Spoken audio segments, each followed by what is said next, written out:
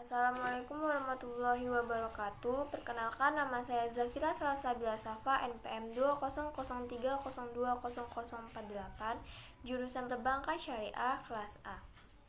Di sini saya akan menjelaskan tentang konsep pemikiran ekonomi Islam pada masa Bani Abbasiyah.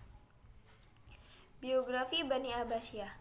Bani Abbasiyah didirikan oleh Abdullah al-Saffah bin Ali bin Abdullah bin al-Abbas, dilahirkan di Umayyah tahun 104 Hijriah.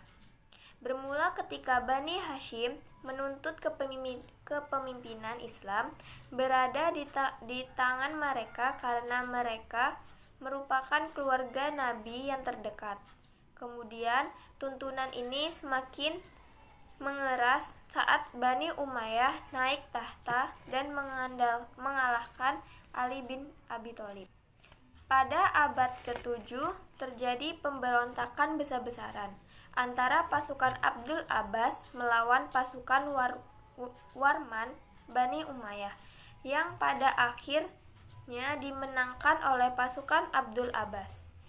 Khilafah Abbasiyah merupakan kelanjutan dari Khilafah Umayyah, di mana pendiri dari khalifah ini adalah keturunan Al-Abbas, paman Nabi Muhammad SAW, yaitu Abdullah al-Saffah ibnu Muhammad ibnu Ali ibnu Abdullah ibnu Al-Abbas, di mana pola pemerintahan yang diterapkan berbeda-beda sesuai dengan perubahan politik, sosial, dan budaya. Kekuasaan Bani Abbasiyah berlangsung dalam kurun waktu yang sangat panjang, berkisar tahun 132 Hijriah sampai 656 Hijriah, 750 Masehi sampai dengan 1258 Masehi, yang dibagi menjadi 5 periode. Periode pertama 132 Hijriah atau 750 Masehi sampai 232 Hijriah atau 847 Masehi, disebut periode pengaruh Persia pertama. Yang kedua, periode kedua 232 Hijriah atau 847 Masehi sampai 334 Hijriah atau 945 Masehi, disebut masa pengaruh Turki pertama. Periode ketiga 334 Hijriah atau 945 Masehi sampai 447 Hijriah atau 1505 Masehi, masa kekuasaan dinasti Buaih atau pengaruh Persia kedua.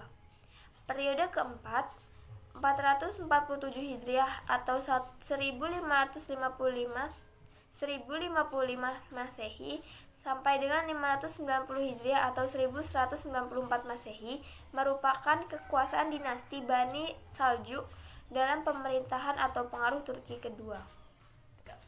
Periode kelima 590 Hijriah atau 1194 Masehi sampai 565 Hijriah atau 1258 Masehi, merupakan masa khalifah bebas dari pengaruh dinasti lain, tetapi kekuasaannya hanya efektif di sekitaran kota Baghdad.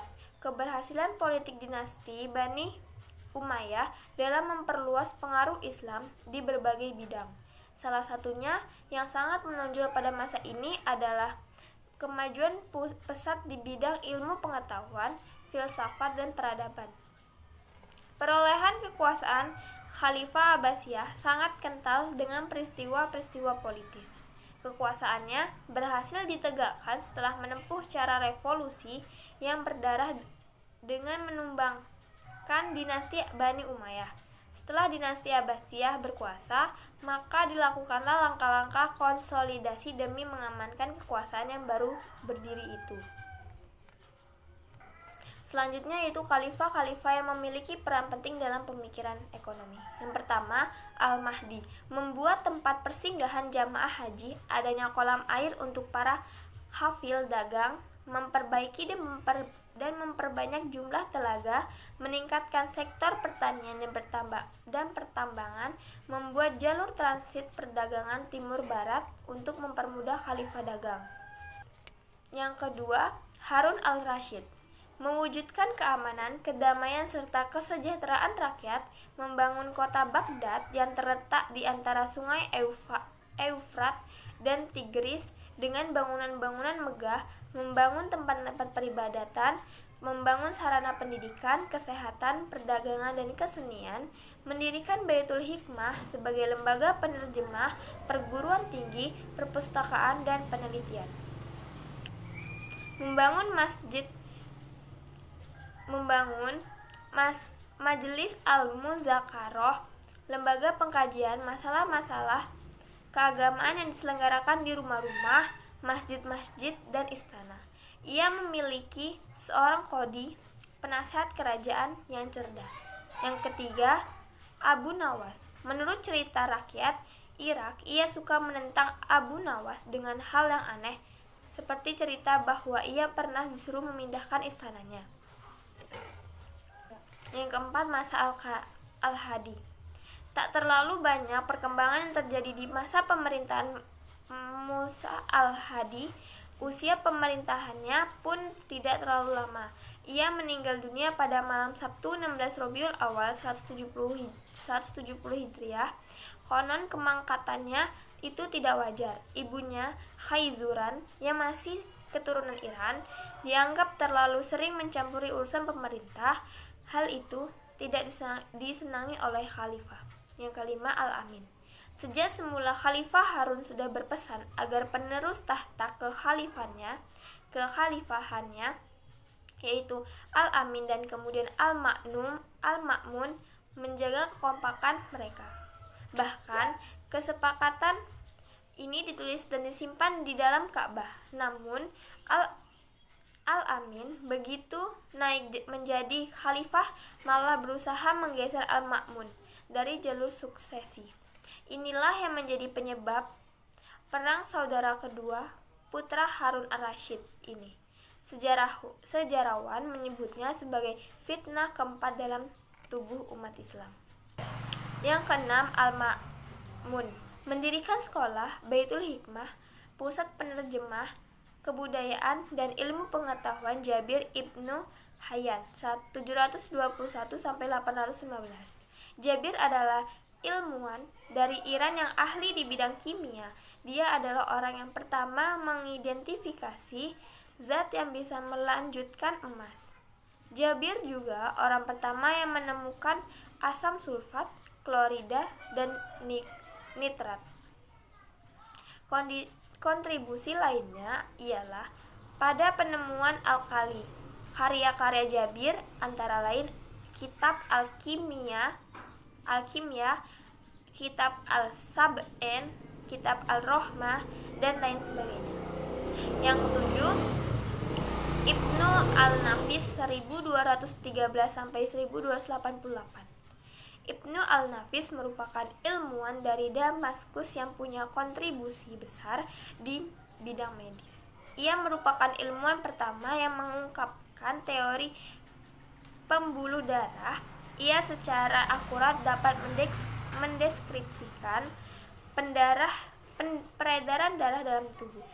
Ibnu Al-Nafis sering dijuluki sebagai bapak fisiologi peredaran darah. Yang kedelapan, Ibnu Sina 980 sampai 1037. Dunia medis kini semakin berkembang. Perkembangan tersebut berkat ilmuwan Persia. Ibnu Sina yang menulis buku The Canon of Medicine. Buku yang ia tulis menjadi pedoman mahasiswa kedokteran di Eropa hingga tahun 1600-an. Al-Khwarizmi ialah ilmuwan muslim yang anti di bidang matematika. Ilmuwan dari Persia ini menemukan sistem penomoran 1 sampai dengan 10. Ia juga berjasa menemukan konsep aljabar dan algoritma. Yang kesembilan, Ibnu Khaldun 1332 sampai 1406. Ibnu Khaldun ialah ilmuwan dari Tunisia yang dikenal sebagai bapak pendiri ilmu historiografi, sosiologi, dan ekonomi. Karyanya yang terkenal adalah Muqaddimah. Yang ke-10, Al-Zahrawi Al-Zahrawi ialah ilmuwan dari Cordoba yang ahli di bidang kedokteran. Dia yang menemukan konsep operasi modern. Penemuannya yang sangat berguna hingga kini, konsep untuk membuat proses persalinan. Yang ke-11, Ibnu Haytham 965 sampai 1040. Ibnu Haytham ialah ilmuwan Irak yang ahli di bidang matematika. Ia dikenal sebagai pendiri optik modern. Ibnu Haytham berhasil membedah konsep cahaya,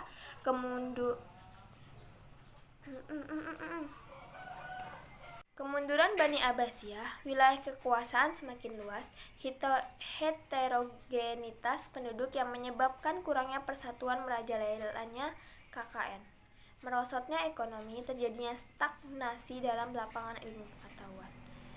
Sekian dari saya. Bila ada kata-kata yang salah saya mohon maaf. Saya akhiri. Wassalamualaikum warahmatullahi wabarakatuh.